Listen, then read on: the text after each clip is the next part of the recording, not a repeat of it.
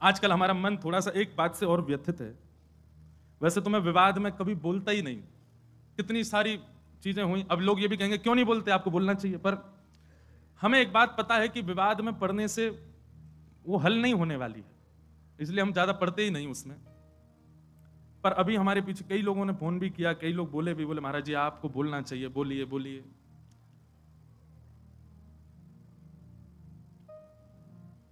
अभी कुछ जो हमारे आजकल के लोग हैं ना, कुछ वेस्टर्न कल्चर को फॉलो करने वाले, अब वो वृंदावन की तरफ रुझान तो रखते हैं, पर रुझान किस लिए रखते हैं, उसमें भी व्यापारी दिखते हैं। कोई ऐसी कंपनी है जिसने अपने वस्त्रों के बेचने के लिए हमारी ब्रज की लीलाओं का भाव रखा। एक विचार करो मन में, हरिराम व्यास जी की एक पंक्ति में लगभग हर कथा में गाता हूं, और उस पंक्ति में एक बात हरिराम व्यास जी कहते हैं, जहां श्री राधा चरण रेणु की कमला लेत बलैया। कमला यानी कि लक्ष्मी को भी किशोरी जी की स्वच्छंद बलैया लेने का अधिकार नहीं है। किशोरी जी भी जब उठ करके चली जाती हैं तो उनके अंकित चरण रज की बलैया लेती है लक्ष्मी। उन किशोरी जी को आप किस रूप में दिखा रहे हो? और ये फिल्म वाले लोग ये पहली बार नहीं, हमेशा ही करते हैं। राधा रानी के नाम पर कुछ भी बोलते हैं, ठाकुर जी के नाम पर कुछ भी कहते हैं, पाप नहीं, ये महापाप की श्रेणी में आता है। असंख्य गौ हत्या का पाप लगेगा इन सब कार्यों को करने से, असंख्य ब्रह्म हत्या का पाप लगेगा ठाकुर जी की लीलाओं को छेड़ने से। हमारे वृंदावन में कितने कितने कितने भाव से किशोरी जी की सेवा। बिहारी जी विराज रहे हैं, किशोरी जी कहां है? गादी जी के रूप में ऊपर से घूंघट करके विराज रही हैं। राधा वल्लभ जी में चूड़ामणि के रूप में विराजमान है, घूंघट करके विराज रही हैं। श्री राधा रमण जी में नाम रूप से विराजमान है, चूड़ामणि घूंघट करके विराज रही हैं। जहां किशोरी जी के दर्शन का अधिकार मुझको और आप सबको नहीं है, वहां किशोरी जी को किसी को भी किसी प्रकार के वस्त्र धारण करा करके आप स्वरूप प्रकट कर दो, ये अच्छा तो नहीं।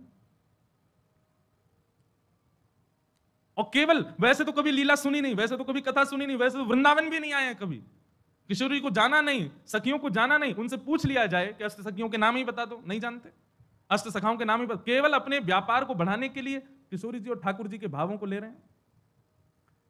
किशोरी जी और ठाकुर जी तो बड़े दयालु हैं, बड़े कृपालु हैं, कुछ नहीं कहेंगे, पर ये जो अष्ट सखियां हैं ना, और ये इनके चरणों के सदा दास बने हुए जो नक्षत्र आदि हैं, किसी दिन ये कुंपित हो गए, ऐसे मुंह के बल घेरेंगे कि उठ नहीं पाएगा कोई।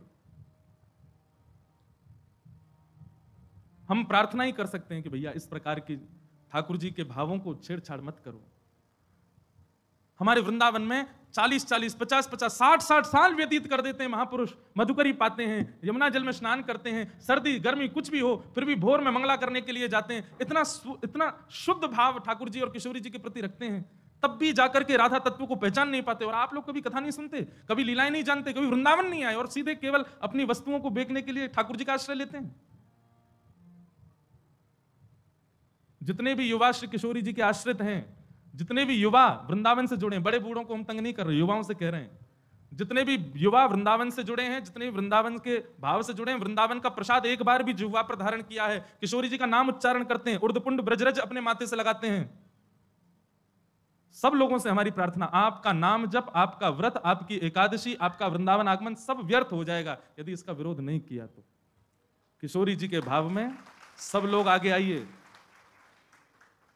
कुछ दिन पहले भी विवाद हुए थे, परंतु ये ज्यादा है, ये नहीं तो हमारे फिल्म जगत के लोग तो कभी भी कुछ भी करते हैं, राधा रानी पे ऐसे फूहड़ गीत भी बना देते हैं, उनके स्वरूप को कुछ भी दिखाते हैं। हम सत्य बताएं, मंच से पहली बार कह रहे हैं, आज तक श्री रामानंद सागर जी के द्वारा बनाई गई रामायण और पुरानी जो महाभारत थी उसके बाद जितने भी राधा कृष्ण या कोई भी ठाकुर जी के नाम से सीरियल भी बने हैं ना, किसी में रुचि नहीं आई आज तक, क्योंकि वो रूप आया ही नहीं जो आना चाहिए था। और हम एक और घोषणा करें, जैसे भक्ति पथ है ऐसे भक्ति पथ का एक और चैनल बनाया जा रहा है, क्योंकि आजकल के बच्चे जो हैं फोन एडिक्ट बहुत हो गए हैं। अधिकतर घरों में देखा गया दूध नहीं पी रहा तो उसके सामने कुछ भी चला देंगे, वो देखता रहेगा कार्टून, और फिर उसके बाद में उसको खिला देंगे, पिला देंगे, जो भी करेंगे। तो हमने एक भाव रखा, जितनी भी लीलाएं ठाकुर जी की बाल्यकाल की सुनाते हैं कथा में, उन सबको कार्टून रूप में करके फिर उनको यूट्यूब पर डाला जाए। अब क्या दिखाना है बालक को? नहीं दूध पीवे तो सूरदास जी का पद हम गा रहे हैं, उसकी व्याख्या कर रहे हैं। ठाकुर जी चोटी पकड़ के कह रहे हैं, कबहू बढ़ेगी चोटी मैया मोरी, किते बरस मोए दूध पिबत भय, ये अजहू है छोटी। अब इसका ढूंढ रहे हैं कोई मिले हमको एनिमेशन वाला अच्छा, बहुत जल्दी, अगर राधाष्टमी तक भी लगे हैं, कोई मिल जाएगा तो जल्दी जी, जितनी लीलाएं ठाकुर जी की बाल लीलाएं सुनाते हैं, किशोरी जी की बाल लीलाएं सुनाते हैं, और फिर वो शुरू होगा काम तो फिर और ज्यादा लीला सुनाएंगे। उन लीलाओं को बालकों के लिए कार्टून उसका बनवा करके फिर डलवाएंगे, दिखाओ बच्चों, दिखाना ही है फोन तो वो दिखाओ। इस भाव से कम भोजन भी करेंगे, रोएंगे भी नहीं, और ठाकुर जी की लीला भी सुनेंगे। तो उनका फोन का जो एडिक्शन है वह भी एक सद्भाव में परिवर्तित होगा। तो हम तो प्रयास कर रहे हैं अपनी तरफ से जितना हो सके। आज इतने युवा बात मानते हैं, एक बार कुछ भी कहते हैं फॉलो करते हैं तुरंत। सब युवाओं से प्रार्थना है, आप सबके पास बल है, आप सभी किसी को सपोर्ट करते हैं तो वो कुछ बनता है, और आप सभी किसी को गिराते हैं तो वो गिर जाता है। कम से कम दुनिया को कुछ भी करने दो, ठाकुर जी की लीला, ठाकुर जी के भाव, ठाकुर जी के स्वरूप को यदि कोई इस प्रकार से दिखावे तो उसके आगे हाथ भी नहीं जोड़ने, उससे प्रार्थना भी नहीं करनी, उससे जिज्ञासा भी नहीं करनी, सीधा उसको नीचे गिर दो, नहीं तो हमारा नाम जब साधन सब व्यर्थ हो जाएगा। इसलिए भैया आप सब युवा जागृत होइए, इस विषय पर थोड़ा ध्यान दीजिए। कुछ दिनों के अंदर अगर ये नहीं समाप्त होता है तो फिर इसके लिए कुछ और नियम कड़े वृंदावन से उठाए जाएंगे, किया जाएगा कुछ ना कुछ, क्योंकि ये स्वीकार तो नहीं किया जाएगा लंबे समय तक। हमारी किशोरी जी का स्वरूप, उनके रूप लावण्य, सखियों को क्या जानते हैं हम लोग? कौन है ललिता जी, कौन है विशाखा जी, कौन है ये सारी सखियां? ये सब ऋषि मुनि महर्षि ना जाने कितने वर्षों की तपस्या करते हैं, तब जाकर के इन स्वरूपों में आकर के ठाकुर जी के साथ विहार कर रहे हैं। इसीलिए भय लगता है अधिकतर ठाकुर जी की रास लीलाओं को मंच से बोलने में। क्यों? क्योंकि हम लोग इस प्रकार की छवि बना लेते हैं। जिन किशोरी जी का रूप देख करके, अरे जिन किशोरी जी के नख चंद्रिका को देख करके मानव के चित्त से भयंकर रोग काम नष्ट हो जाता है, उन सखियों को आप उस रूप में दिखा रहे हो। इसीलिए तो हमारे यहां की रसोपासना को बार बार आचार्यों ने कहा, इसको गोपनीय रखो, इसको गोपनीय रखो, इसको गोपनीय रखो, इसको सबके सामने मत बोलो। संसार के लोग बड़े विचित्र हैं, ये किसी भी रूप में दिखा सकते हैं, किसी भी रूप में चिंतन कर सकते हैं। हम भी कभी कभी बोलते हैं कथा में, लेकिन भय लगता है। अब तो ऐसा मन में सच में कल से ये भावना आ रही है कि निकुंज की उपासना के विषय में अब चर्चा मैं भी कम ही करूं कथा में, और निकुंज की चर्चा करें भी तो सीमित लोगों में करें, और सीमित लोगों में भी करें तो उसका कोई टेलीकास्ट ना करवाएं, क्योंकि लोग तो कुछ भी समझ लेते हैं बातों को।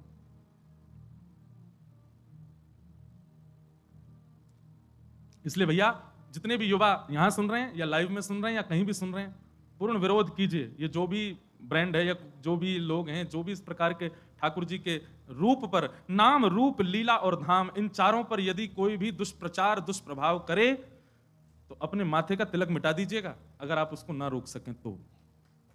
मधुकर शाह अकबर के यहां गए। मधुकर शाह हरिराम व्यास के शिष्य थे। मधुकर शाह जी को जब दीक्षा प्रदान की तब से तिलक उर्दपुंड धारण करते थे। कहां के? ओरछा के राजा। जब अकबर के यहां पहुंचे तो अकबर ने मन में विचार किया कि शायद मुझे दिखाने के लिए जबरदस्ती बड़ा बड़ा तिलक लगा के आते हैं। तो अकबर ने जबरदस्ती कहा, भाई कल एक सभा होगी, उसमें दुनिया भर के राजा आएंगे, अगर किसी भी राजा को सांप्रदायिक रूप में मैंने देखा तो मैं अपनी तलवार से उसका सर धर अलग कर दूंगा। तो कितने सारे वहां गए थे, कोई टीका ही लगाते थे, कोई त्रिपुंड ही लगाते थे, कोई कुछ ना कोई। राजाओं को, आप पुराने राजाओं का किसी का भी माथा सूना नहीं देखेंगे, या आजकल के मानव माथे सूने से रहते हैं। नहीं तो माथा सूना रखना भी शास्त्रों में निषेध बताया गया है। जिसका माथा सूना हो, सुन लो, उसको यदि कोई भजनानंदी व्यक्ति देख ले तो उसका भजन कम हो जाएगा। इसलिए माथा सूना, जिसका माथा सूना है उसके ऊपर तो क्या ही प्रभाव होता होगा, कुछ नहीं तो एक बिंदी रखनी चाहिए। तो प्राचीन काल के राजा सब लगाते थे, केवल मुगल राजा जो थे ये तिलक नहीं धारण करते थे। तो कह दिया कि महाराज अगर कल किसी का सांप्रदायिक तिलक या जातिवाद या फिर किसी प्रकार के धर्म का स्वरूप मैंने माथे पर देगा तो मैं सर धर से अलग करवा दूंगा। डर के मारे कई राजाओं ने अपना तिलक उतार दिया। दूसरे दिन सभा में बिल्कुल महाराज साफ माथे से आए, लेकिन मधुकर शाह और दिन से भी भारी और मोटा तिलक लगा के आए। जैसे ही आए तो राजा ने भी स्पष्ट मधुकर शाह को नहीं कहा, बोले मुझे कुछ लोग दिख रहे हैं तिलक धारण करके आए हैं, मैं तलवार निकाल करके उनका सर धर से अलग कर दूंगा, उससे पहले समय दे रहा हूं, जाकर के जल से अपना माथा धो के आओ। मधुकर शाह ने भी अपनी तलवार निकाली, बोले कि जब तक तिलक मस्तक पर है तब तक तो तेरी तलवार मेरा गर्दन छू नहीं सकती, तिलक मिटने के बाद तेरी तलवार जरूर मेरे गले तक आ जाएगी। तो राजा भूल जाना कि तुम मेरा गला सर धर से अलग कर दोगे। तिलक जब तक है, मेरे गुरु के पाद चिन्ह जब तक मेरे माथे पर विराज रहे हैं, युगल सरकार के चिन्ह जब तक माथे पर विराज रहे हैं, तब तक तेरी तलवार नहीं छू सकती। और तुम चाहे सभा से बेदखल कर दो, हम तिलक नहीं उतारेंगे। पूरी सभा में मधुकर शाह तिलक में ही बैठे रहे, राजा की हिम्मत नहीं हुई कि उनको ऊपर प्रहार कर सके। तो तिलक है, नाम है, लीला है, रूप है। कई लोग रूप धारण करते हैं केवल वृंदावन में, बाहर जाते ही फिर जीन्स फटी जीन्स में आ जाते हैं, बाहर जाते ही फिर बदल जाते हैं। क्यों? ये तो वृंदावन के लिए बस हमारा, काय को? ठीक है, ऑफिस के कॉलेज के लिए इतनी तो मैं भी ज्यादा पीछे नहीं पड़ूं, पर अपने रूप स्वरूप को वैष्णव एक बार यदि बनाया तो नित्य वैष्णव भाव में ही रखो। ये कोई फैशन नहीं है कि आप कभी भी धारण करो कभी भी उतार दो, नित्य रहो ऐसे ही। अरे ज्यादा अच्छा अच्छा पहनने का शौक, इसमें ही पहनो, लेकिन रहो ऐसे ही। इसलिए भैया इन कुछ बातों पर ध्यान रखो और इसका पूर्ण विरोध करो। कुछ दिन में अगर ये चीज समाप्त नहीं हो तो फिर हम कुछ और बताएंगे क्या करना है।